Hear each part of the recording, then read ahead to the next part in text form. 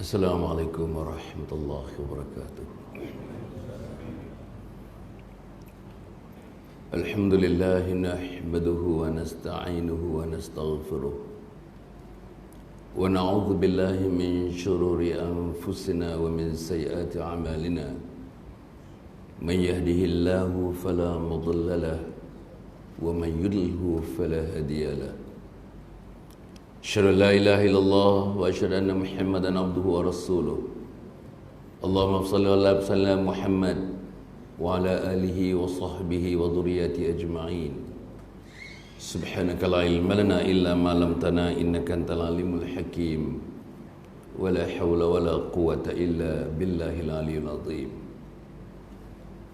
Qala rabbi shrah li sadri wa yassir li amri wahlul 'uqdatam min lisani yafqahu qawli. Qala Allah Ta'ala fi kitabil aziz, a'udzu billahi minasy syaithanir rajim. Aynama takunu yudrikumul maut walau kuntum fi burujim musyayyadah. Shadaqallahul azim. Yang dikasihi saudara pengacara dan merangkap pengerusi kepada masjid yang permai ini, yang dimuliakan saudara timbalan pengerusi dan seluruh jawatan kuasa yang mengurus mentadbir masjid ini, Al-Fadhil Tuan Imam, Tuan Bilal, Tuan Siap, kepada guru-guru, teman-teman, para asatizah, saudara-saudara, sesaudari, hadirin hadirat yang dimuliakan Allah Subhanahu wa taala. Malam ini kita berhimpun mungkin pukul 9 nanti, 9.15 Perdana Menteri akan berucap kepada rakyat dan mungkin ada sesuatu yang nak disampaikan yang ada kaitan langsung dengan kita. Sebagaimana pengurusi menyebutkan tadi, Majlis Fatwa Negeri Perak pun telah mengadakan pertemuan dan sesuatu yang solid akan keluar hasil daripada itu yang akhirnya mengaitkan diri kita, sama ada kita suka tidak suka kita terlibat dengannya. Sebab itu insya-Allah untuk diri kita, untuk isteri kita, untuk suami kita, untuk anak-anak kita, untuk masyarakat kita dan akhirnya untuk umat sejagatnya, marilah kita tengok, mari kita tunggu apa dia. Dan sebagai orang Islam, orang yang beriman, apapun yang diputuskan yang berselari dengan kehendak syarak, saudara-saudara, wajiblah bagi kita sama-sama melaksanakannya insya-Allah. Saudara-saudara, tentang COVID-19 ini, dan kata lihat tuan dalam dunia sekarang ni, kita dah hidup berapa lama? Saya pun dah hidup 72 tahun dah. Kita tak pernah lagi mengalami satu situasi seperti ini. Kapal terbang yang paling besar 380 Airbus tersadai sekarang ni. Di Singapura tersadai, di Qatar tersadai, di Cathay Pacific, bandar penerbangan dunia yang terbesar berpangkalan di New York pun tersadai. 380 boleh bawa sampai 475 orang. Kalau dia susun balik dia punya layout tempat duduk, boleh ambil sampai 527 orang. Tak salahnya begitulah. Tersadai. SIA tersadai. Satu-satu kapal terbang itu harganya ratus-ratus juta dan mesti terbang. Satu hari dia terbang bukan sekali. Kuala Lumpur pergi New York, New York balik Kuala Lumpur. Lepas Kuala Lumpur pergi Tokyo lagi kapal terbang tu. Pusing begitu. Kapal terbang ni tak pernah penat. Pasal dia direka untuk tidak ada unsur kepenatan pada enjin dia. Ya. Jadi dia mesti terbang. Kalau dia misalnya grounded, then the losses, each day the losses become bigger and bigger. Kerugian makin membesar. Kapal terbang membawa pelancong. Kapal terbang membawa barang-barang. Kapal terbang membawa orang. Kapal terbang membawa berbagai-bagainya. Kita sekarang hantar barang-barang, tuan-tuan, barang yang besar pun dengan kapal terbang. Lori pun masuk kapal terbang. Kalau kita tengok kapal terbang pengangkut, apa yang tak ada dalam kapal terbang pengangkut? Sebab kapal laut mungkin ambil masa 2 minggu. Kapal terbang mungkin ambil masa dalam 12 jam. Walaupun dia punya fees dia 10-20 kali ganda. Tapi congak naik kapal terbang lebih murah akhirnya daripada kapal laut. Okey, kapal laut pula sekarang ni tuan-tuan tak boleh berlabuh di mana-mana pelabuhan. Kapal barang tak boleh berlabuh, kapal yang bawa manusia yang dia panggil cruise ships, kapal terbang, kapal pengangkut pelancong-pelancong yang ada 12 tingkat tuan-tuan besar. Sampai pelancong yang ada di dalamnya 4,500 pelancong. Semuanya ada dalam. Night club ada, golf ada, tenis ada, mandi panas ada, mandi sejuk ada, restoran sampai 12 restoran tuan-tuan. Kapal besar kapalnya. Bukan macam kapal pergi haji dulu namanya Angkin dan Ainsun. Bukan. Kapal terbang tak boleh pergi ke pelabuhan mana-mana pun. Nak tambat di Penang kita tak benarkan. Nak tambat pelabuhan Kelang kita tak benarkan. Nak tambat di Singapura dah teruk sekarang ni, tak dibenarkan. Akhirnya terapung-rapung di lautan sekarang ni. Makanan nak dihantar pun tak boleh, menghantar makanan pun tak boleh. Begitu juga tuan-tuan dan puan di Wuhan di China, ya, 34 juta lockdown, quarantine. Dah berapa lama quarantine? Gila orang dalam tu. Ada yang tuan-tuan lari tembak mati. Masya Allah. Gila tuan-tuan. Memikirkan macam mana? Mikirkan bila aku nak mati, bila jangkitan, bila nak mati. Hari-hari dia tengok depan dia orang jatuh mati, orang dia jatuh mati. Tuan-tuan bayangkan. That is a situation in which people are put into lockdown situation. Bayang. Tuan-tuan, ini kerja Allah Subhanahu Wa Taala. Dan tuan-tuan yang terakhir yang saya tengok ada 169,533 157 negara yang sudah dijangkiti. Hari-hari bukan ada tuan-tuan pengecualian mana-mana negara, tetapi pertambahan negara dan pertambahan. Tuan-tuan cuba bayangkan ya, kematian setakat ini dah hampir-hampir 6,800. 6,800 tuan-tuan. Penduduk di kawasan ni berapa tuan-tuan? Tuan-tuan cuba bayangkan. Semuanya mati. Pengurusi mati. Kematian ikut negara, saya sikit aja pasal kita besok ni akan bertemu dengan suatu announcement yang kita terpaksa akur kepadanya dan kita mesti tahu apa yang berlaku dalam dunia ini. Di China, tuan-tuan, mati sekarang ni 3,213 orang hingga semalam ni. Itali negeri bersih tuan-tuan. Saya dah pergi 3 kali ke Itali. Rom saya dah pergi, Milan saya dah pergi. Bersih. Jalan raya teratur, airport teratur, orang teratur. Mata biru semua, perempuan semua mata biru. Mata yang tercantik dalam dunia Italian lah. Dalam mata biru tu pun tuan-tuan, dah 1,809 orang dah mati. Mati, bukan jangkit, mati. South Korea, tuan-tuan ya, Iran 724 orang dah mati. Tutup semua dah Iran tu, tutup semua, orang berjalan tutup semua, tuan-tuan tengok. Tapi virus ni dia tak kisah, tutup pun dia masuk, tak tutup pun dia masuk. Yang ni face mask ni sebagai langkah berjaga-jaga. Dia nak masuk. Dia bukan besar tuan-tuan, bukan macam lipeh tu, bukan.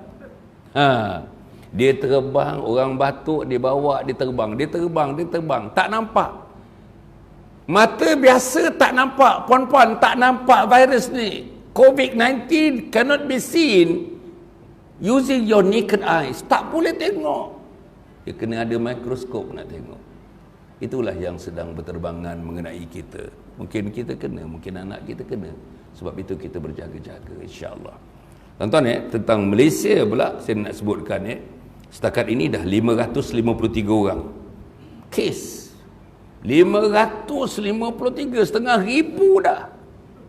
InsyaAllah. 9 dalam ICU. Ada laporan yang tak confirm. Seorang dikatanya dah mati di Johor. Saudara-saudara, Selangor 144, wilayah 106, Perak 18. Masih sikit lagi.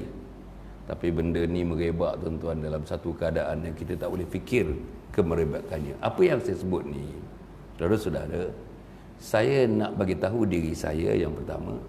Saya nak bagi tahu sahabat-sahabat saya, kebanyakannya tadi menegur saya, kebanyakan senyum dengan saya tadi, kebanyakannya sama ada anaknya dah ikut program saya atau mereka sudah mengikut program saya. Nampaknya kemesraan sudah terbayang sejak saya muncul keluar daripada kereta tadi. Alhamdulillah tuan-tuan, apapun saudara-saudara, mudah-mudahanlah kita sama-samalah berdoa kepada Allah Subhanahu Wa Taala. Nanti ada sembahyang hajat, lepas sembahyang hajat nanti kita doa tuan-tuan. Betul-betul punya doa kita nak buat insya-Allah. Inilah antara doa yang diangkat ke langit dan doa yang dimakbulkan oleh Allah Subhanahu Wa Taala. Sebab itu tuan-tuan dan puan, kita punya framework of mind kita malam ini betul-betul kita tumpu kepada sembahyang, tumpu kepada kuliah ilmu ini, tumpu kepada sembahyang insya nanti, tumpu kepada sembahyang hajat, tumpu kepada munajat, tumpu kepada doa insya-Allah. Dengan tumpuan itu bermakna kita memohon kepada Allah, kepala kita memohon, hati kita memohon, lidah kita memohon, seluruhnya kita pohon kepada Allah. Inilah kuasanya tuan-tuan, inilah kuasanya. Kan? Tuan-tuan, kita guna apa sistem pun. Singapura ada sistem dia, China ada sistem dia, Itali ada sistem dia, Perancis pun ada sistem dia, Jerman ada sistemnya untuk mengawal wabak ini. Tapi sistem ini semua tu tak load tuan-tuan. Yang load ialah sistem Allah Subhanahu Wa Taala. Ini dia. Wa makaru wa makarallah wallahu khairul makirin. Kita merancang, Allah merancang. Perancangan Allah lah yang sesungguhnya, yang mestinya, semestinya itulah perancangan yang tulen, perancangan yang absolut, perancangan yang mutlak daripada Allah Subhanahu Wa Taala. Saudara, saya diminta untuk memberikan sedikit mengenai husnul khatimah, cita-cita kami. Saudara-saudara, saya pusing Malaysia ni. Malam ini setelah berada 6 hari di sini, di Kemunting, Taiping, 2 hari kami di sini. Malam ni habis saja ceramah ni, kita mohon untuk pulang ke Kuala Lumpur. Besok maghrib, bergantung kepada juga Selangor pun akan terlibat dengan pengumuman demi pengumuman yang akan dibuat. Besok sepatutnya saya ada kuliah maghrib di Batang Kali, Nun di Ulu Selangor di sana. So, saudara, kita pusing satu Malaysia. 8-9 hari yang lalu saya berada 7 hari 6 malam di Terengganu. Kuala Terengganu, kita turun ke Marang, kita turun ke Dungun, kita turun ke Kertih, kita turun ke Kemaman, dan akhirnya kita turun ke Kuantan. 7 hari 6 malam. Ada program di Kuala Lumpur 2 hari, selepas itu datang ke Kemunting, ke Taiping dan juga ke sini. InsyaAllah. Sepatutnya datang lagi ni, 26, 27, 28, 29. Alhamdulillah, sahabat saya Al-Fadhil Ustaz Rohizan, dialah yang susun tuan-tuan. Dialah yang bawa saya keliling. Dialah yang ambil saya pagi-pagi, pukul 5.30 dia dah ambil saya dah. Dialah ambil saya tadi pukul 6.40 tadi. Dialah yang ambil. Dialah yang bawa saya pergi minum-minum sikit. Semua dia. Saya risau sebenarnya dengan kebaikan dia, dengan kejujuran dia, dengan keamanahan dia, dengan keikhlasan dia. Saya risau tuan-tuan. Risau apa risau? Risau yang pastinya saya tak boleh balas jasanya. Risau kalau saya letak kepada Allah Subhanahu Wa Taala, takut kerana dosa saya, Allah tak makbulkan permintaan saya untuk membalas jasa baik dia. Allah akan membalas jasanya. Tapi oleh kerana saya agaknya tak berapa nak betul, katakanlah begitu, takut-takut balasan yang baik kepada dia pun ditangguh oleh Allah kerana saya. Ini yang saya risau. Allah, anak-anak dia bantu semua, ikut bagi semangat. Ini dia tuan ya. Bukanlah kita nak ni, bakal saudara bakar di depan saya ni. InsyaAllah semalam kita ke sana, pergi masjid dia dekat Sungai Siput tuan-tuan dia. Tuan-tuan pergilah Sungai Siput ni masjid. Bukan saya nak menidakkan masjid ni. Tuan-tuan tengok dia punya depan, daripada hujung sana ke hujung sana. Design dia tuan-tuan.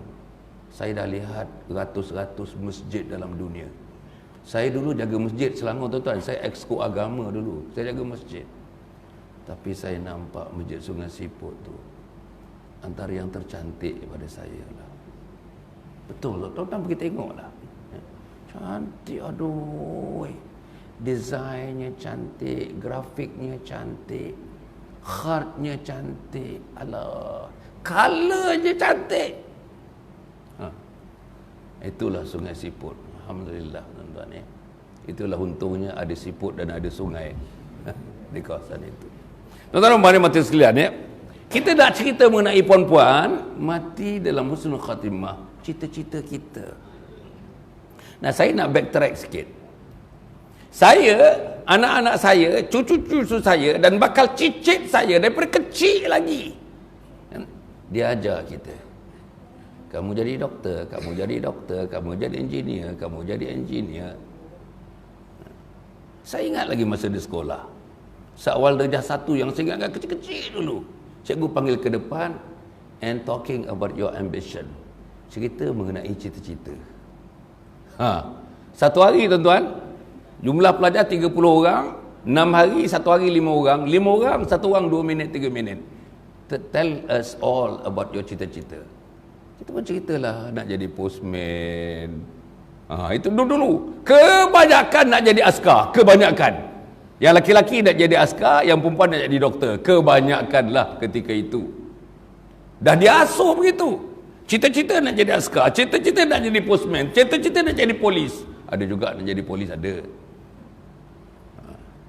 Tapi seluruhnya sampai sekolah menengah pun tuan-tuan, dikatakanlah tajuk karangan SPM mengenai cita-cita kita dalam hidup sampai kita mati bertemu dengan Allah. Apa cita-cita? Saya fikir karangan 100% budak pengarang. Aku nak jadi ini, aku nak jadi ini, aku nak jadi ini, aku nak jadi ini. Tapi tak ada orang saya yakin yang menulis aku bercita-cita untuk mati dalam husnul khatimah. Tak ada. Tak ada. Saya belajar 23 tahun. Straight belajar 23 tahun. Bukan pernah jadi cikgu pun. Daripada sekolah terus. Kerja tadi dikatakan pegawai tadbir dan diplomatik. Memang saya kerja dalam masa kerja tu dihantar belajar. Pergi masters, pergi PhD dan sebagainya di luar negara. So, saudara, apa yang saya sebutkan? Tak ada. Profesor saya tak ada sebut cita-cita. Memang cita-cita. Cita-cita je kamu jadi, kau dapat master degree dan master degree yang terbaik. Kamu nak semuanya A. Daripada 46 subjek, satu subjek ada 2 atau 3 kredit. Tuan-tuan bayangkan berapa ratus kredit. Dia nak A. JPA yang mengantar kita pun tuan-tuan, JPA bagi scholarship dekat saya. A. Masa interview pun kau mesti A. Tapi tak pernah sebutlah, tak ada seorang pun terlintas kau mesti dapat A untuk bertemu dengan Allah, mati dalam husnul khatimah. Tak ada. Memang tak ada. Dengarlah ceramah profesor saya tuan-tuan, master's degree di University of Pittsburgh, Pennsylvania. PhD University of Wisconsin, Medicine, Amerika Syarikat. Tak pernah ada lah profesor saya nak cerita satu alam yang lain. Tak ada lah kepala dia. Tak ada lintasan pun. KP-KP ni tak ada. Jadi saya kecil, sekolah rendah, sekolah menengah, sampai universiti, sampai tua, tak ada orang sebut husnul khatimah, cita-cita kami. Tak ada. Itulah yang berlaku pada anak-anak kita. Tuan-tuan, itulah yang berlaku kepada kita. Berapa orang yang betul-betul cita-cita untuk mati dalam husnul khatimah ni, paling tidaknya tuan-tuan ada 5 peringkat. Pertama peringkatnya, kita kena tahu dan menyebut dalam diri kita, ya Allah, matikan aku dalam husnul khatimah. Macam mana doa yang dibaca oleh imam? Tuan-tuan mengaminkan doa ni sejak berumur 10 tahun, 15 tahun, 12 tahun, 13 tahun. Apa dia? Allahumma khtim lana bihusnil khatimah. Apa lagi? Wala takhtim alaina bisu'il khatimah. Apa dia? Allah, matikanlah aku dalam mati yang baik, pengakhiran hayat yang baik, puan-puan. Ulama seluruh menyebutkan, jumhur ulama, mati yang baik ialah mati waktu malaikat maut memisahkan nyawa kita daripada jasad kita, waktu mata kita sebelum ditutup selama-lamanya. Matilah dalam husnul khatimah, Mati dalam husnul khatimah. Pengiring mati itu la ilaha illallah Muhammad Rasulullah. Dan pengurusi nanti ujung ni kita zikir 1 minit. Zikir husnul khatimah 1 minit je. Tuan-tuan, mati dalam husnul khatimah, wala takhtim alaina bisu'il khatimah. Ya Allah, jangan akhirkan hayat aku akhir hayat yang buruk. Saya ni oleh kerana orang kata pemimpin lah, kampung ke daerah ke mana, ada orang mati dalam orang-orang biasanya sakaratul maut, orang nazak panggil saya, tuan-tuan ni. Tak tahulah, agaknya pasal saya pernah berkawan dengan Harun Din, pernah berkawan dengan Hasan Din, pernah berkawan dengan Hashim Yahya, pernah berkawan dengan Mufti Selangor dulu, Ishak Bahrum, dalam forum Islam. Jadi pun saya dikaitkan macam diorang juga, konon-kononnya orang agama. Kebanyakan orang panggil saya ustaz. Kan? Jadi pagilah saya tengok orang nak mati. Tuan-tuan, tak maaflah, kita tak boleh cerita yang tak berapa elok, tapi umum saja gambarkan. Ada orang, tuan-tuan, ada orang lying on her, perempuan lying on her deathbed. Orang terbaring di atas katil pembaringan maut. 4 tahun dia koma. 4 tahun dah kan. Mata je terbuka, mata je terbuka. Bila dia nazak, orang masjid datang, anak dia pun tak kisah, dah lama sangat. Orang masjid, Kak Sum, la ilaha illallah. Dalam keadaan dia koma, tak boleh bergerak, dia boleh tepis. Tuan-tuan cuba fikir je. A person who has been in coma for 4 years, mata aja yang kejam-celik. Bila la ilaha illallah was recited to her ears, dalam telinga dia, dia boleh tepis macam tu. Mana dia dapat kekuatan? Dan kenapa dia tepis? Kita boleh baca macam-macam bacaan, kita boleh buat. Kenapa? Why she was not that welcoming? Kenapa dia tidak welcome? Kenapa dia tepis? Dia tolak. Dan saya pernah tengok orang nak mati, tuan-tuan, sakaratul maut, dah macam mati, macam dah tak ada balik, macam tak ada balik. 21 hari, tuan-tuan. Apa orang buat, tuan-tuan? Tak tahu kat sini orang buat macam mana. Tempat saya, bumbung buka sikit, lantai buka sikit. Bumbung buka sikit, lantai buka sikit, Yasin terus menerus baca. Baru pergi, tuan-tuan dia, baru dia pergi.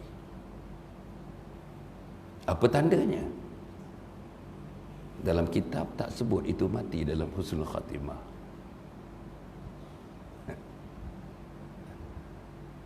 Apalagi ada orang mati, tuan-tuan, mengacau-kacau.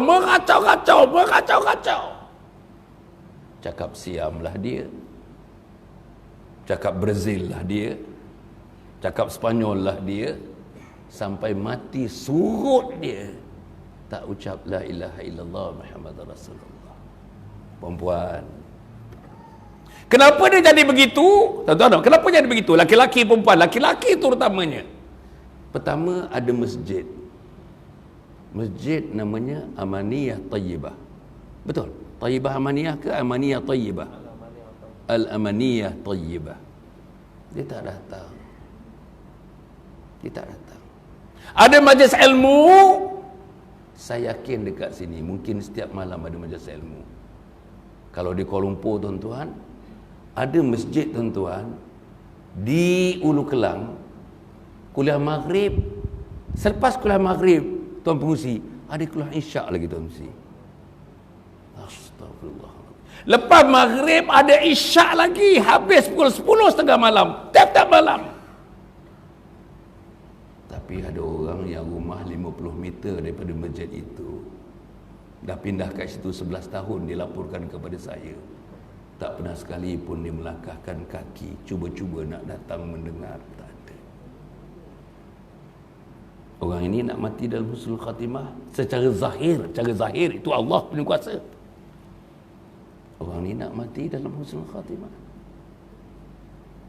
Tak datang masjid, tak dengar majlis ilmu, tak berkawan dengan ulama, tak berkawan dengan orang imam, tak berkawan dengan bilal, tak berkawan dengan ustaz, tak berkawan dengan ahli agama. Sebab doa Nabi Yusuf alaihissalam.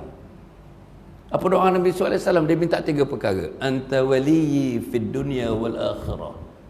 Tawaffani muslima wa alhiqni bis salihin. Yang ujung yang ketiga tu. Apa dia? Ya Allah, kata Nabi Yusuf alaihissalam, puan-puan, ya Allah, dia kata, besok di akhirat engkau himpunkan aku dalam himpunan orang saleh. Mana nak cari orang saleh, Tuan Pengurusi? Tuan Pengurusi, Tuan Isa. Mana nak cari? Minta maaf lah sebut, di Padang Golf, di Tasik, sini banyak Tasik juga kan?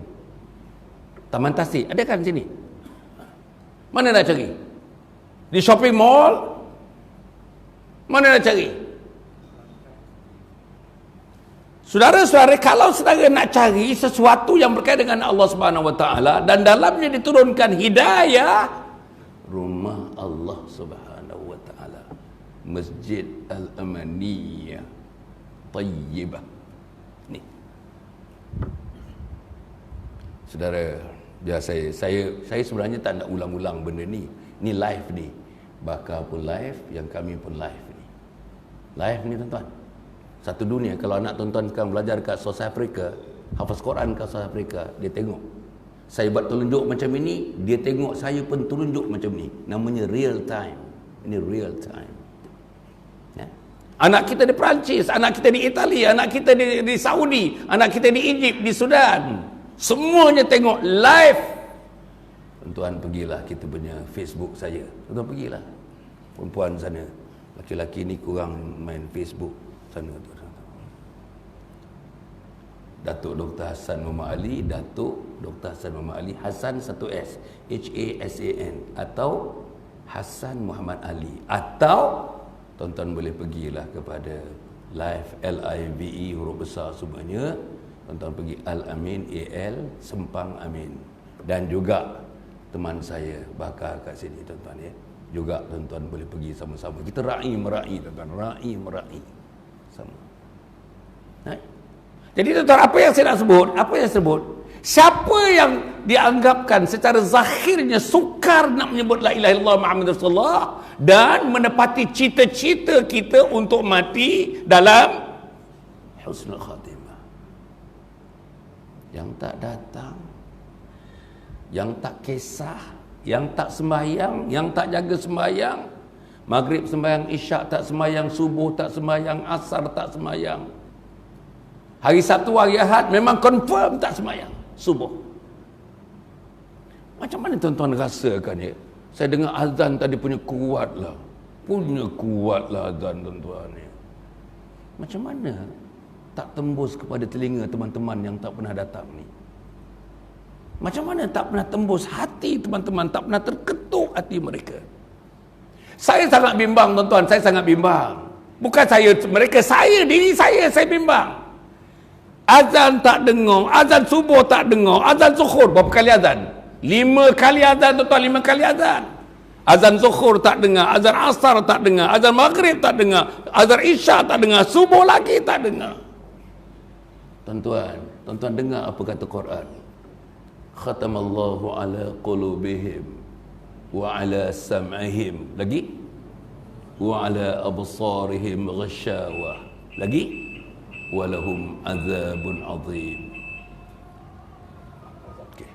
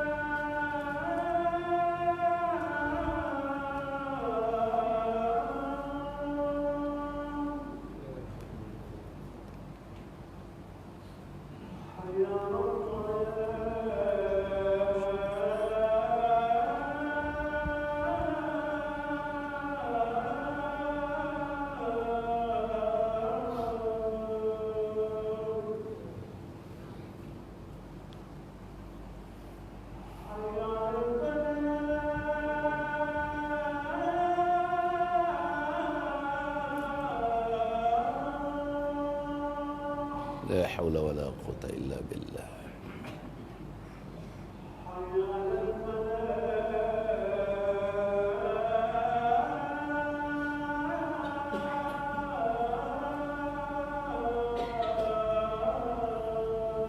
La haula wala quwwata illa billah.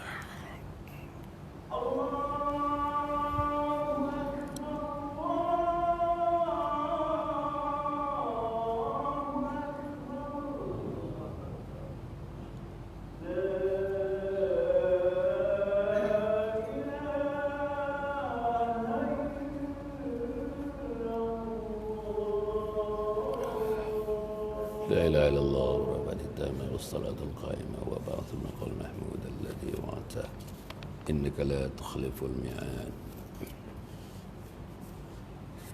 Alhamdulillah tuan ya.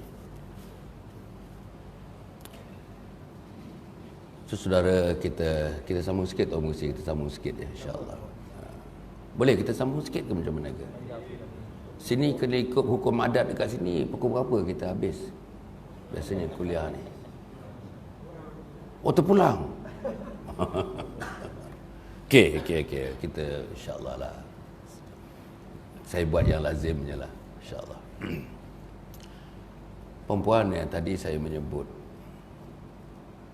siapa yang menjadi calon-calon cara zahir, jangan silap, yang sukar untuk mengucapkan kalimat la ilaha illallah Muhammadur Rasulullah, selain daripada tak datang masjid, selain daripada tidak mendengar kuliah, selain daripada tidak membantu apa juga aktiviti tabung-tabung yang dimahukan oleh masjid, selain daripada tidak menyumbang dalam masyarakat untuk memertabatkan agama, apalagi dia masalah dia menjauhkan diri daripada Allah, dia menjauhkan diri daripada Rasul. Anak yang macam ni wajib, tak percaya kita tengok, yang derhaka kepada mak, ayah, anak yang beginilah. Sebab dia tak tahu sepadan derhaka dengan sepadan tidak derhaka, pasal dia tak ada ilmu. Betul? Boleh tak kita cakap dengan mak kita, sana tu, balik. Tu balik lemari tu. Boleh tak kita cakap dengan mak kita begitu? Itu tempat dia, setiap perkataan tu menarik dia ke pintu neraka Allah Subhanahu Wa Taala. Kita kalau berjalan dengan mak tuan-tuan, yang saya baca lah, kalau kita jalan beriring dengan mak kita pun tak berapa betul. Dalam keadaan biasa kita berjalan selangkah dua di belakang mak, itu yang betul. Di hadapan mak lagi tak betul. Jadi bagi kita yang tak ada ilmu, saya selalu sebut, tuan-tuan balik ni tuan-tuan tengok anak kita tak datang ni, mana ada seorang pun tak ada anak kita ni. Adalah seorang yang baju hijau kat sana itu terlalu kecil, itu belum balik lagi. Ayah dia dah lama balik dah, tak datang.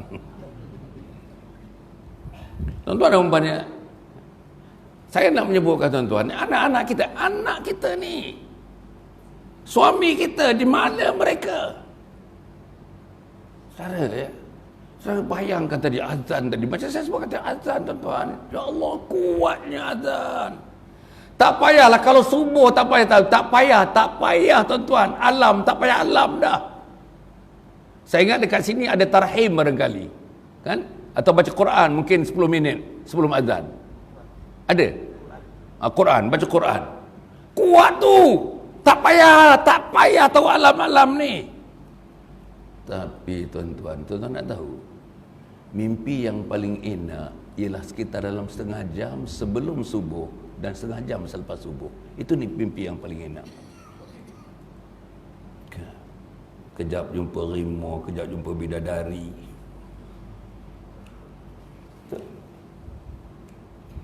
Dan tuan-tuan baca hadis, tidurlah lagi.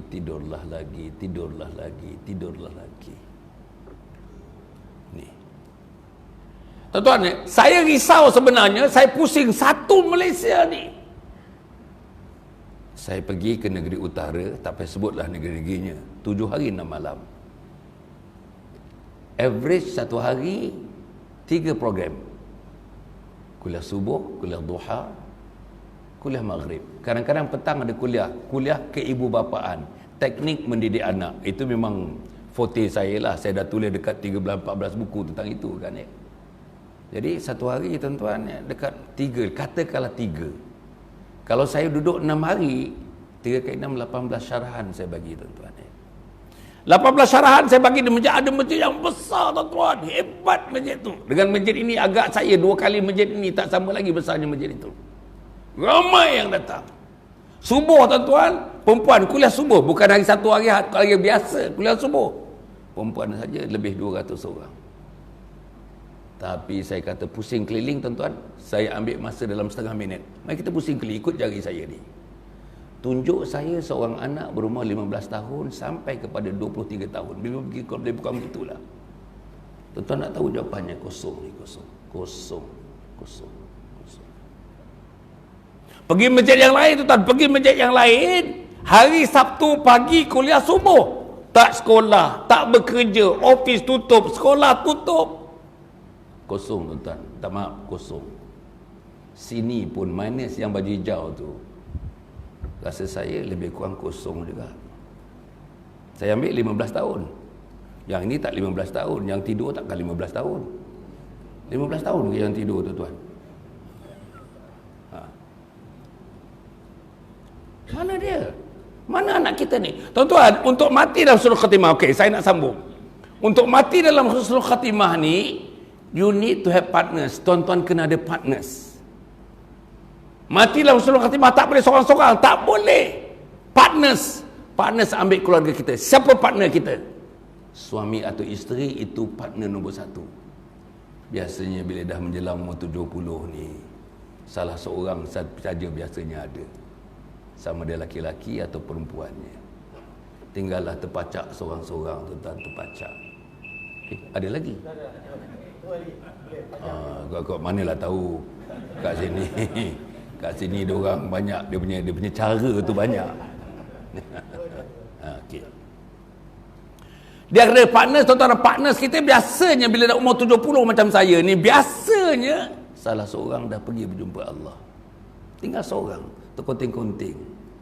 Ada anak-anak yang tak ke masjid, anak yang tak datang masjid, anak yang tak duduk majlis ilmu, anak yang tak tahu baca Quran. Betul tuan-tuan, serius ni. Partner apa ni nak mati dalam husnul khatimah ni? Suami dah tak ada tuan-tuan, tinggal tuan terkonting-konting. Suami dah mati 5 tahun dulu. Macam mana? Siapa nak ajar kita la ilaha illallah Muhammad Rasulullah? Saya selalu sebut.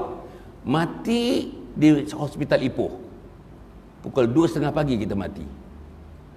Di bilik ICU. Doktor on call, doktor Bengali. Ada 3 orang nurse. 1 orang India, 1 orang Cina, 1 orang Melayu. 2.30 mati. Siapa nak mentalkinkan la ilaha illallah Muhammad Rasulullah? Siapa? Bagi tahu saya siapa? Doktor Bengali itu? Siapa? Dan hadis mengatakan mati anak Adam, mati umat Muhammad, perkataan akhirnya la ilaha illallah Muhammad Rasulullah, hadis sebut Allah wajibkan syurga ke atas mereka. Macam mana? Perempuan tanya anak kita, Din, katakanlah nama dia Baharudin, Din, kau tahu tak nak mentalkinkan mak besok? Saya yakin dia tak tahu tuan, dia tak tahu. Apa dia talqin dia tak tahu. Apa falsafah talqin dia tak tahu. Apa konsep talqin dia tak tahu. Apa perkataan talqin dia tak tahu. Macam mana nak buat talqin dia tak tahu. Berapa kali nak ulang dia tak tahu. Macam mana orang yang nak mati tu dah menerima apa yang ditalqinkan dia tak tahu. Bila nak mula dia tak tahu. Bila nak berhenti dia tak tahu. Saya dah menghadapi orang mati ni. Anak tak ada tuan-tuan. Tidaklah juga lama di hospital swasta di Kuala Lumpur. Mak dah betul-betul nak mati dah. 2 orang anak perempuan duduk dekat koridor, nangis kat koridor. Pasal apa? Why are you here? Saya kata, kenapa kamu kat sini? We are scared, takut tuan-tuan. Macam mana seorang anak atas dasar takut tengok mak nak mati, ditinggalkan mak dia? La haula wala quwwata illa billah. Inilah yang berlaku pada perempuan. Ini yang berlaku pada saya. Selagi anak perempuan tak datang masjid, selagi tak dengar majlis ilmu, selagi tak baca Quran, selagi tak ikut ilmu tajwid, selagi tak baca ikut ilmu Al-Quran, selagi tak ikut ilmu hadis, selagi tak ikut ilmu sirah, selagi mereka tak jaga sembahyang, selagi mereka tidak berdoa, selagi mereka tidak berwirid, selagi mereka tidak berselawat, selagi itulah chances you don't have partners. Tuan-tuan tidak akan ada partners untuk mati. Tak maaflah tuan-tuan, saya cerita ni, tuan-tuan, saya tulis buku ni khusus untuk ini. Ini buku ke-41. Maknanya saya dah tulis 41 buku, tuan-tuan. Buku ni saya nak pujuk, perkataan dalamnya banyak memujuk ilmu motivasi yang saya ada selama dekat 40 tahun, tuan-tuan. Saya gunakan ilmu tu nak pujuk anak-anak yang tak mau datang ke masjid, yang tak mau baca Quran, yang tak mau jumpa orang-orang alim, yang tak mau jumpa ustaz, yang lari daripada rumah, Allah, yang berpoya-poya. Semalam dalam perjalanan nak pergi masjid semalam, tuan-tuan, kuliah maghrib, saya dengan Ustaz Rohizan. Depan saya tu budak-budak, dekat dah, lagi 10 minit lagi nak maghrib. Budak-budak bawa perempuan, laki-laki pusing motor. Yang saya nampak ada 13 motor. Saya tanya Ustaz Rohizan, sini ada mak rempit ke? Kejap lagi ada lah, kejap lagi. Macam mana, tuan-tuan? 10 minit lagi nak azan maghrib. Macam mana? Anak siapa itu? Pastinya anak kita. Macam mana? Tuan-tuan, pergi kepada Facebook, Hasan Ali ke, Datuk Dr. Hasan Mak Ali ke, ada satu rakaman 13 minit. Saya dah ulang ni, itu pun saya pun tak jemu nak ulang, sebab benda ni, tuan-tuan, ada hikmah di sebaliknya. Rakaman tu dibuat antara dua Hasan. Yang pertama Datuk Abu Hasanuddin Al-Hafiz, yang kedua Hasan Ali digabungkan. 13 minit saja video tu. Tajuk dia, tuan-tuan, tajuk dia ialah azab meninggalkan salat. Azab meninggalkan salat. Bagi tahu anak-anak kita, sampaikan salam saya perempuan, sampaikan salam saya tuan-tuan kepada anak tuan-tuan. Apa dia? Datuk Abu Hasanuddin Al-Hafiz, saya ulang lagi, tuan-tuan, kepada para penonton yang sedang mengikuti live streaming ini, FB Live ini, saya minta maaf lah kerana saya ulang lagi ini, tapi audiens yang berbeza, masjid yang berbeza ini. Dia buat macam ni tangan dia, tuan-tuan, dalam video tu. Siapa yang meninggalkan salat, satu salat, dia sebut tu, satu salat, haji habis, tu bahasa dia, haji habis, umrah habis, kebaikan pada mak habis, kebaikan pada ayah habis, zakat habis, wakaf habis, amal ma'ruf nahi munkar habis, dakwah habis. Seluruh kebaikannya terhakis dengan meninggalkan satu salat. Tuan-tuan tanya diri tuan-tuan, tuan-tuan tinggal satu salat. Kita mengawinkan anak daripada pagi sampai ke isyak, ya? Pengantin perempuan anak kita nak bersanding pukul 1, pukul 9 dah diandam. Dia sembahyang zuhur, dia sembahyang asar. Siapa yang akan menanggungnya? Bapa pengantin, mak pengantin akan tanggung. Dalam bilik dia berduaan dengan mak andam. Kita pun tak tahu dia mak andam ke pak andam. Kebanyakan juru andam itu kita tak tahu sama ada mak andam ke pak andam. Tengok gaya mak andam, dengar suara pak andam. Macam mana kita izinkan anak kita dua orang dalam bilik? Kalaulah dia pak andam, kita nak buat yang baik, menemukan dua manusia untuk menghalalkan perhubungan mereka dalam majlis yang namanya kahwin, nikah, ijab, kabul. Buat announcement sikit, mengadakan majlis sedikit, bagi tahu teman-teman, anak aku sudah sah berkahwin. Itu dia. Tapi saudara, tuan-tuan tengoklah, mudah sangat tinggalkan sembahyang. Pergi shopping, tinggalkan sembahyang. Nah, pergi melawat saudara, tinggalkan sembahyang. Tuan-tuan, pergi pesta, lagilah tinggalkan sembahyang. Tengok bola, tinggalkan sembahyang. Tuan-tuan, inilah punya mudah kita.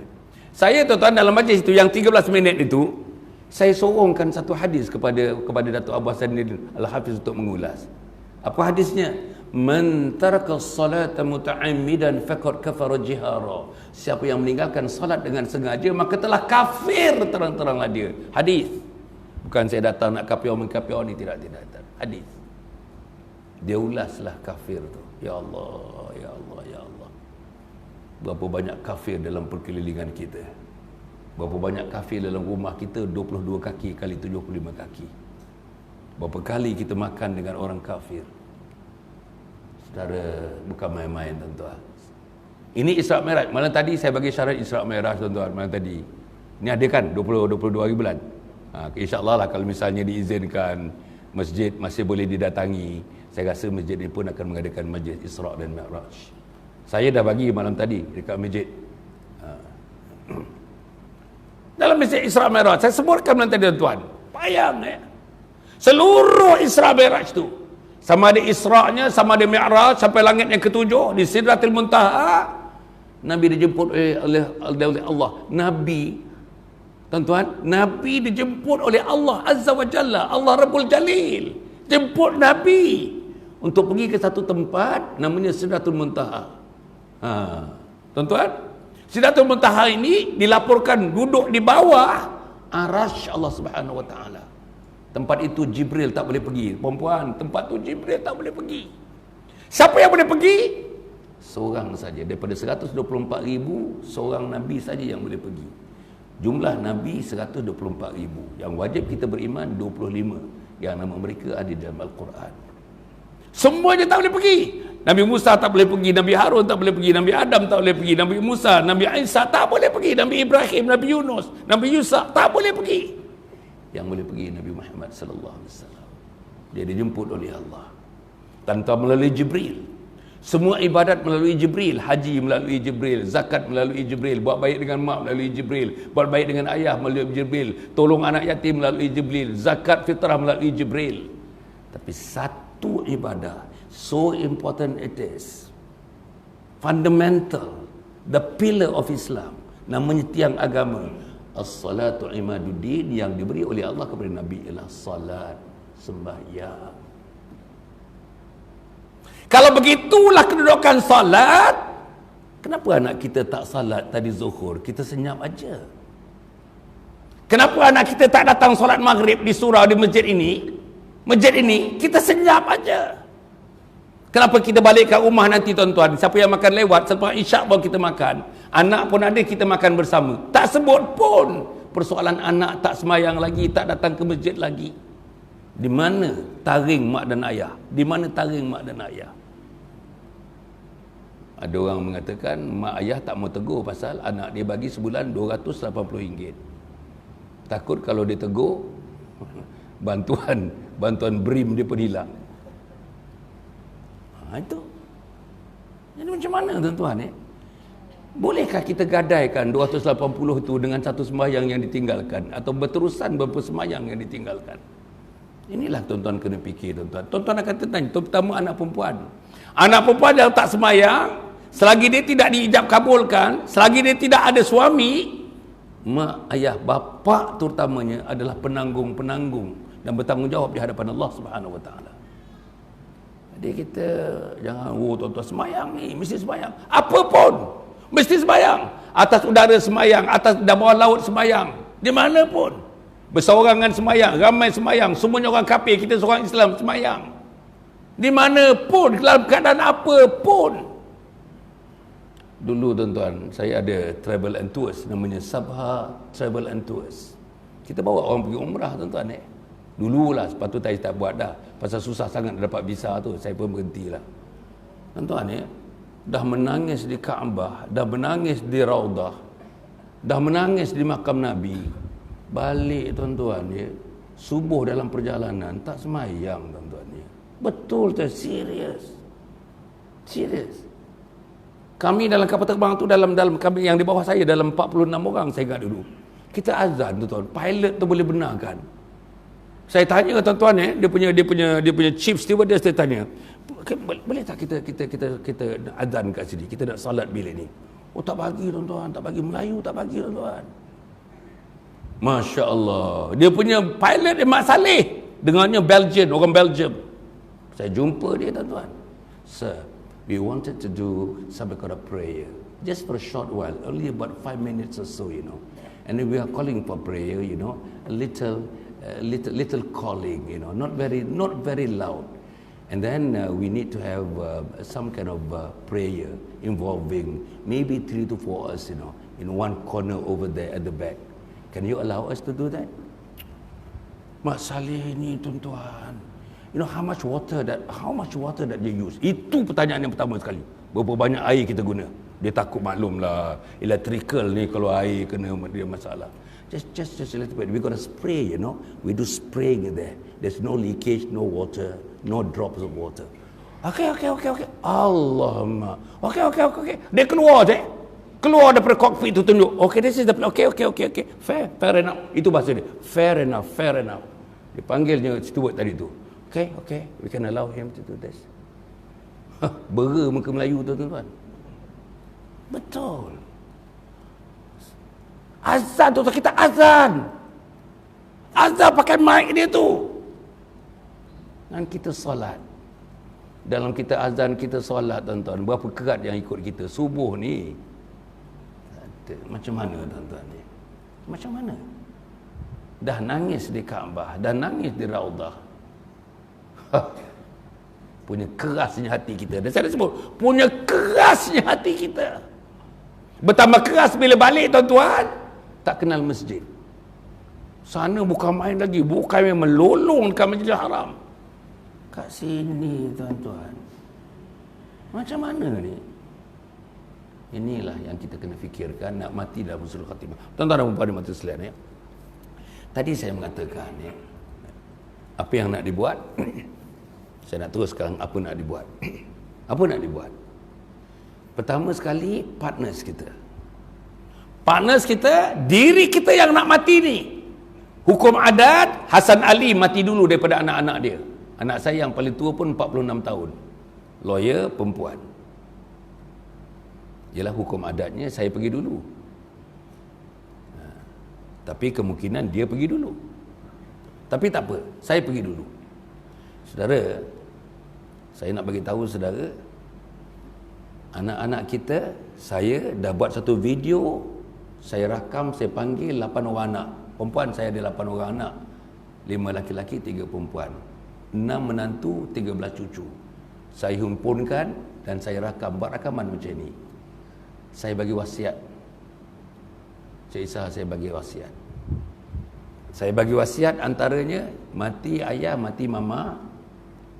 4 perkara engkau orang buat, jangan bagi orang lain sentuh jenazah mama, jenazah ayah.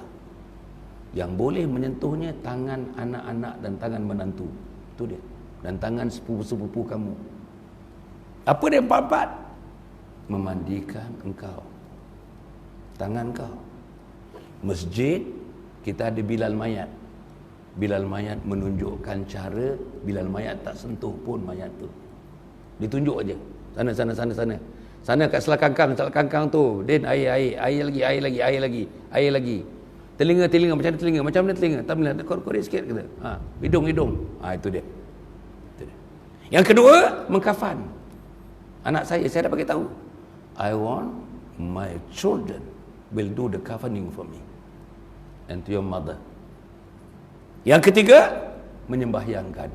Rumah saya dengan masjid 28 langkah. Masjid, kalau tuan-tuan pergi Taman Tun Dr. Ismail, namanya Masjid Al-Ghufran. Depan Masjid Al-Ghufran tu rumah Hasan Ali lah. Saya bagi tahu anak saya, wasiat saya, ayah nak semayang 2 kali. Untuk mama, untuk ayah kalau mati 2 kali. Satu semayang di rumah. Saya dah sebut anak saya, kamu jadi imam. Dah tunjuk dah tuan-tuan, dalam video dah ada dah. Dia tak boleh mengelak dah, kamu jadi imam. Habis sembahyang di rumah, usung jenazah ayah ke masjid 28 langkah. Imam masjid kami ada PhD tuan-tuan. PhD dalam Islamic Finance. Allah. Imam PhD tuan-tuan. Hafaz Quran, PhD. Imam masjid saya. Hebat tuan-tuan. Itu pun dia tak boleh jadi imam untuk mengimamkan jenazah saya. Anak saya jadi imam. Afdal anak saya jadi imam. Saya dah tunjuk dah siapa jadi imam. Habis sembahyang, anak saya pergi Kubur dia Bukit Kiara namanya, Bukit Kiara, kubur Kiara. Tuan-tuan tahu lah kubur Kiara ni kan ya. Dalam 7 minit daripada rumah saya. Bawa Kiara, saya nak anak saya pergi dulu untuk apa? Sambut jenazah mama, jenazah ayah. Engkau sambut, jangan orang lain sambut. Orang lain tak tahu macam mana lembutnya ayah, lembutnya mama. Orang lain tak tahu engkau dah masuk dalam perut mama 9 bulan 10 hari. Bila mama menerankan kau kali terakhir keluar daripada perut mama, nyawa mama berada di hujung-hujung rambut mama. Balas jasa dia. Bila kau nak balas jasa, inilah masanya. Jadi anak saya letakkan saya ke liang lahat. Letakkan jenazah maknya, kalaulah giliran maknya mati dulu, ke liang lahat. Orang Melayu ada 7 bola. Perempuan mungkin tak tengok. 7 bola nak menyendingkan mayat itu, bola tanah. Menyendingkan mayat supaya manda tidak terserinding, tidak terbalik bila kita letakkan menghadap kiblat. Kamu letak tu, kamu letak. Saya dah beritahu anak saya, kamu letak. Habis, satu orang yang tua sekali itu namanya Arif. Arif sekarang ni kat Jeddah tuan-tuan. 11 tahun dah. Islamic Development Bank di Jeddah. Kamu pastikan mama menghadap kiblat, ayah menghadap kiblat, seluruh jasad ayah, muka ayah menghadap kiblat. Dan kamu buat macam ni untuk di kampus. Kampus tuan-tuan. Saya dah sebut. Kamu talkinkan ayah, talkinkan mama. Tak payah bagi imam, kamu talkinkan. Dan kamu doakan. Saudara kena bagi tahu anak-anak kita ni. Kena bagi tahu dia tuan-tuan. Bila mak ayah dan mama nak mati besok, kamu jangan pergi mana-mana. Jangan pergi mana-mana. Kamu tunggu mak ayah. Kamu talkinkan mak dan ayah. Saya dah ajar anak saya apa dia talqin. Sebab itu saudara, mudah-mudahanlah. Kalau tidak, saja-saja kita nak mati begitu aja. Nak mati, cita-cita nak mati husnul khatimah. Minta maaf, tak mungkin akan berlaku. Tak mungkin. Anak kita yang tak sembahyang tu datang menangis, dia nangis saja. Anak perempuan kita nangis, berlambat-lambat air mata, berlambat-lambat air mata. Air mata tak ada kaitannya dengan dia nak mati dalam husnul khatimah. Tak ada. Jangan nangislah. Apa yang boleh membantu dia? Al-Quran, baca Yasin, baca Quran, wirid, doa, zikir. Zikir apa nak baca? Anak kita tak tahu. Doa apa nak baca? Anak kita tak tahu. Yasin. Berapa orang anak kita betul-betul boleh baca Yasin? Berapa orang boleh betul-betul baca Yasin? Makhrajnya betul, tajwidnya betul. Saudara, saya haraplah tuan-tuan tuan-tuan balik ni sebagai tindakannya adakan satu mesyuarat khas dengan anak-anak. Bersempena dengan hari ini 21 hari bulan Rajab. 21 ke? 22 ke 21? 22? Rajab. Takkan 26 kot. 21 22. Hari ini 22 Rajab. Dia kita Isra Mi'raj 22 Mac. 22 Mac. Ya. Hari ini 22 Rajab. Tuan-tuan kena mesyuarat dengan anak-anak dan ambil kesempatan, ada 3 bulan ni. Rajab, Syakban, Ramadan. Apa hadis kata Rajab? Rajab ialah bulan kamu menanam biji benih. Rajab, tanam biji benih. The best seedling that you could ever have. Tanamlah, semailah. Syakban, bulan kita menjaga pokok yang sedang naik membesar. Bajalah yang sebaik-baiknya, sembuhlah insektisida yang sebaik-baiknya, perunkan daun-daun yang lama terpotong elok-elok, buangkan, tangkai yang lama potong, buangkan. Kalau ada rumput-rumput yang nak menginding-inding baja yang diberi kepada pokok itu, kau bunuh rumput-rumput itu. Itu peringkat yang kedua. Peringkat yang 3, bulan Ramadan, tuailah buahnya. Bulan Ramadan mulai menuai buah. Macam mana nak tuai buah kalau biji benihnya tak dijaga, tak ditanam? Kalau masa Syakbannya tak diperun, tidak dijaga dengan sebaik-baiknya. Tuan-tuan tengok besok Ramadan, tuan-tuan. Ramadan yang kali ni tuan-tuan mesti menjadikan the best Ramadan, termasuk anak-anak kita. Mula-mula mana-mana masjid pun bentang tikar dekat luar tuan-tuan, pasal ramai sangat datang. Tikar bentang. Masuk minggu kedua tuan-tuan, tikar kat luar tu dah lipat balik. Tinggal dalam aja. Minggu ketiga, tuan-tuan, luar dah tak ada, tinggal dalam ni saja. Tuan-tuan, anak kita tuan-tuan tengok nanti. Ada sebahagiannya mazhab apa kita pun tak tahu. Habis 4 rakaat dia keluar. Tuan-tuan tengok nanti besok. Habis 4 rakaat dia keluar. Mazhab apa dia? Kita pun tak tahu. Dia keluar, dia isap ukuk kat luar tu. Dia keluar, dia borak dengan kawan-kawan tu. Dia keluar, tuan-tuan, dia tengok telefon dia. Dia keluar, dia start motosikal, dia pusing kat mana, cari tempat minum. Dia sampai pukul 1, tuan-tuan. Sampai pukul 1 dia tidur. Sahur pun dia tak bangun. Sahur dia tak bangun, tuan-tuan. Dia bagi tahu mak dia, sahur jangan kejut mi. Jangan kejut mi. Sahur. Tak payah bangun. Kami mi tak nak bangun. Macam mana, tuan-tuan? Puasa apa namanya tu? Puasa apa? Puasa juga, tak semayang juga. Anak kita lah tu. Boleh ke puasa tak semayang? Allah terima tak puasa tak semayang? Inilah tuan-tuan. Jadi untuk mati dalam husnul khatimah ni, yang kedua tuan-tuan, insya-Allah, yang pertama tadi mesyuarat. Tuan-tuan mesti mesyuarat, mesti. Dan lazimkan ada mesyuarat keluarga, lazimkan. Saya kadang-kadang 2 bulan sekali, kadang 4 bulan sekali. Bila kita ada sikit-sikit keluarga tu, anak saya biasa telefon, ayah, kita ada meeting. Nah, next week kita meeting, boleh kita meeting. Ada sikit nak bawa dalam meeting. Biasa anak saya begitu. Kena ada meeting, tak boleh. Dia saja tak boleh. Dia kena dengar. King of the king ni dia kena dengar. Betul. Dia kena dengar. My queen of the queen, permaisuri saya dia kena dengar. Mak dia. Tak boleh. Jangan biarkan gitu saja tuan-tuan. Sampai anak kita dah lost control tuan-tuan. Kita tak boleh kontrol anak kita. Jangan. InsyaAllah. Kemudian tu tuan-tuan, yang akhirnya saya nak menyebutkan ya. InsyaAllah, saya kata Rajab, Syaban, Ramadan ini, kita nak susun semula. Susun balik. Susun ibadah. Susun ibadah, susun ilmu, susun ibadah. Susun semua. Susun Quran kita, susun hadis kita, susun ilmu kita. Susun kita punya apa? Anak-anak kita tuan-tuan bagi tahu. Menjelang datangnya Syaban Ramadan ni, meeting lagi sekali tuan-tuan. Bagi tahu ni yang sulung, bagi tahu yang sulung. Mak ndak. Seminggu sekali, hari Minggu malam Ahad buka dekat rumah mama ni. Potluck. Kamu buat. Cuti, cuti bila ada cuti saja. Cuti malam yang ke-27 tu cuti. Kamu datang rumah mama. Jangan tak datang. Angkat tangan macam ni tuan. Datang. Serius. Kena buat. Saya buat tuan-tuan. Saya buat dengan anak saya. Allah, saya buat tuan-tuan. Kalau tidak. Sebab itu, insyaAllah, yang akhirnya tuan-tuan dan puan ni, banyak doa lah tuan-tuan. Doa, tuan-tuan, doa. Yang sebaik-baiknya doa bangun tahajud tuan-tuan. Tahajud. Sallu bil-lail walau raka'ah. Tunaikanlah sembahyang malam tahajud walaupun mampu 1 rakaat. Nabi berhijrah daripada Mekah ke Madinah.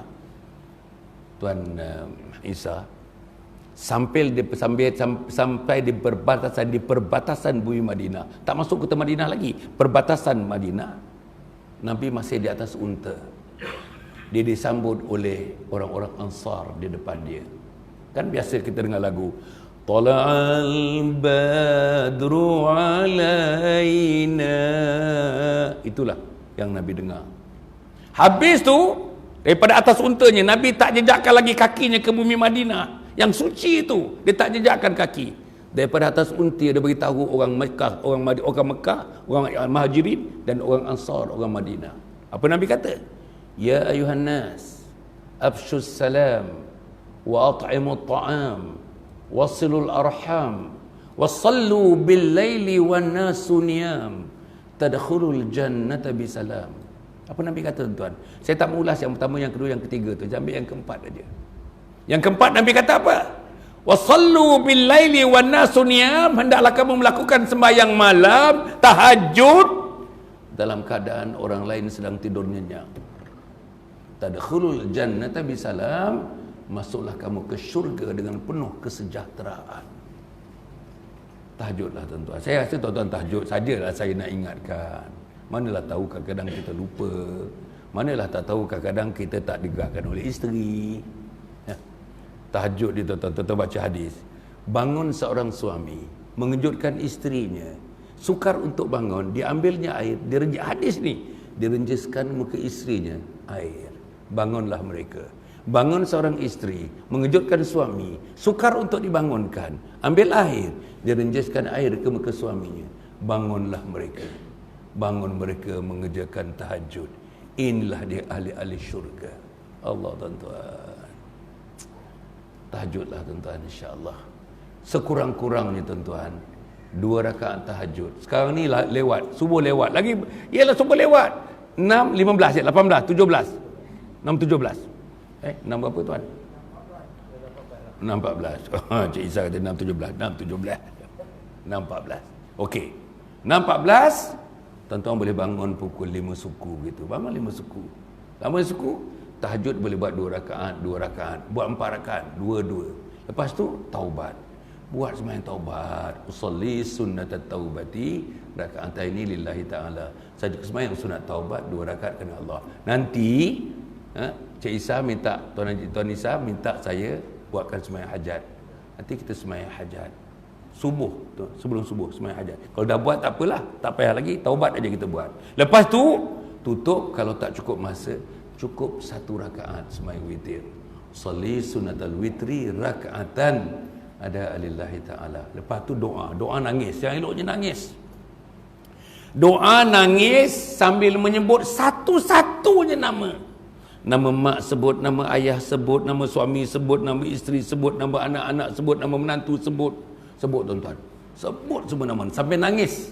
Dalam hadis kata kalau susah nak nangis, buat nangis. Disebut buat. Bila kamu baca Quran, susah nak nangis, ada tempat-tempatnya membaca ayat-ayat neraka, susah juga nak nangis, buat nangis. Disebut dalam hadis begitu. Jadi tuan-tuan, insya-Allah lah kita nangis, banyak nangis. Nanti bila-bila saya datang satu masa nanti tuan-tuan saya nak cerita bab nangis saja. Tangisan Nabi dan para sahabat dibandingkan kita banyak ketawa. Nabi kata tuan-tuan dan puan, kalau kamu tahu apa yang aku tahu. Dia bagi tahu sahabat, kalau kamu tahu apa yang aku tahu, nescaya kamu akan banyak menangis, sikit tertawa. Jadi kita gelak, pagi gelak, tengah hari gelak, petang gelak, malam gelak. Tuan-tuan dan puan, insya-Allah akhirnya insya-Allah mudah-mudahan Allah berikan kekuatan kepada saya. Tadi saya kata buku ni saya bawa buku ni tuan-tuan. Buku ni untuk anak-anak kita baca dan tuan-tuan pantau bacaannya.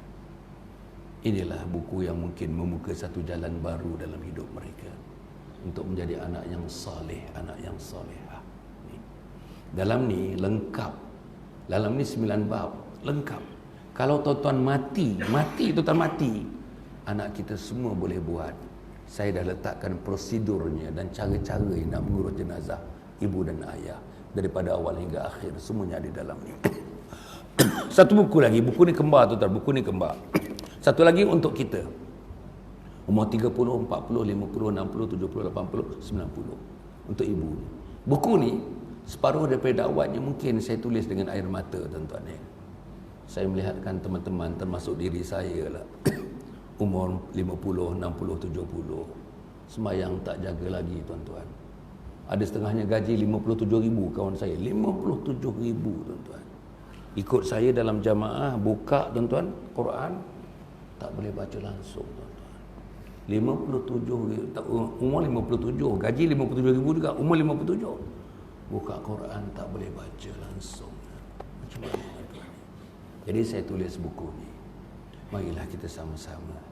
Whatever inadequacies, whatever difficulties that we face, in order to become a good Muslim, insya-Allah tuan-tuan saya dah sebutkan satu persatu.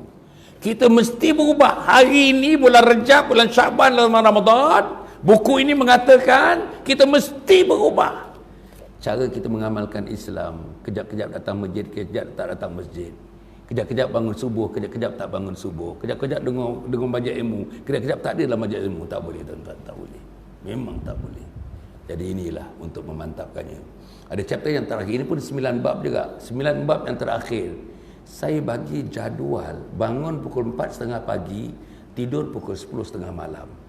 Pagi-pagi apa nak buat? Sembahyangnya apa, zikirnya apa, doanya apa, wiridnya apa. Dan kenapa kita buat?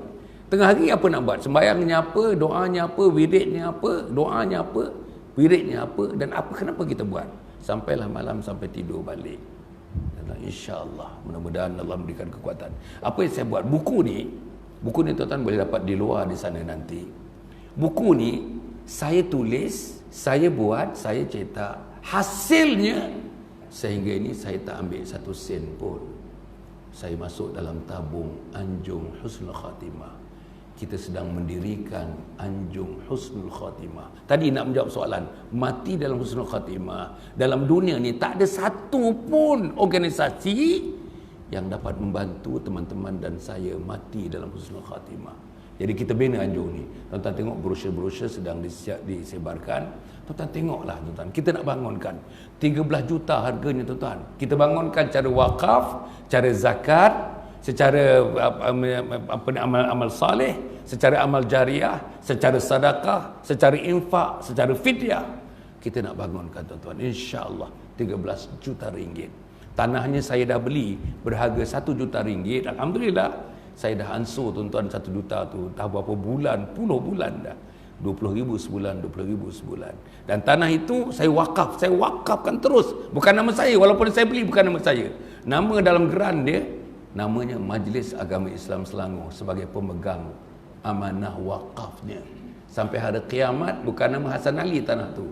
Nama tanah itu ialah Majlis Agama Islam Selangor. Di atas itulah tanah itu kami dirikan Anjung Husnul Khatimah ini.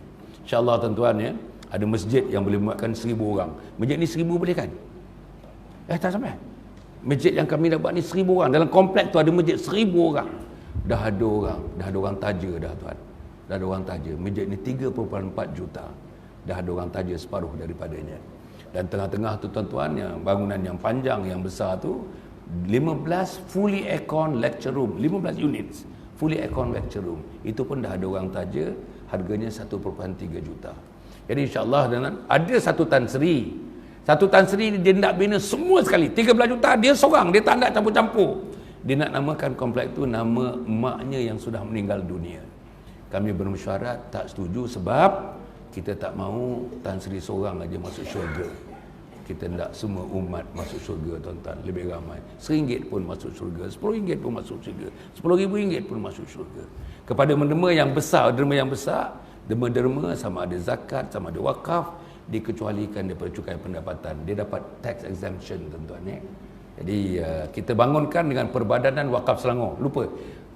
Yayasan saya bercampur dengan Perbadanan Wakaf Selangor, iaitu anak syarikat kepada Majlis Agama Islam Selangor. Jadi kita minta lah tuan-tuan yang berniaga, tuan-tuan pakatlah dengan partnersnya untuk tuan-tuan bantu kita bersama-sama. Kepada tuan-tuan runding dengan isteri, suami, anak-anak, mari kita bantu setakat yang mampu. Buku ni tuan-tuan, siapa yang beli buku ini dengan sendirinya, tuan-tuan sudah menderma menginfak kepada tabung Anjung Husnul Khatimah, insya-Allah. Kita zikir sekarang tuan-tuan dan puan ya. Dalam masa 1 minit aja. Semuanya ahli berjanji kat sini kan? Ahli marhaban. Sini ada kelas marhaban kan? Insya-Allah. Tuan-tuan ikut aja. La ilaha illallah, la ilaha illallah, la ilaha illallah, Muhammadur Rasulullah, la ilaha illallah, la ilaha illallah, la ilaha illallah, Muhammadur Rasulullah, la ilaha illallah, la ilaha illallah, la ilaha illallah, Muhammadur Rasulullah, la ilaha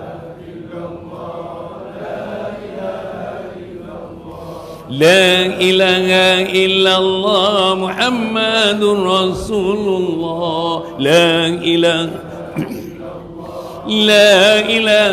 إلا الله لا إله إلا الله محمد رسول الله لا إلا الله لا إله إلا الله لا إله إلا الله محمد رسول الله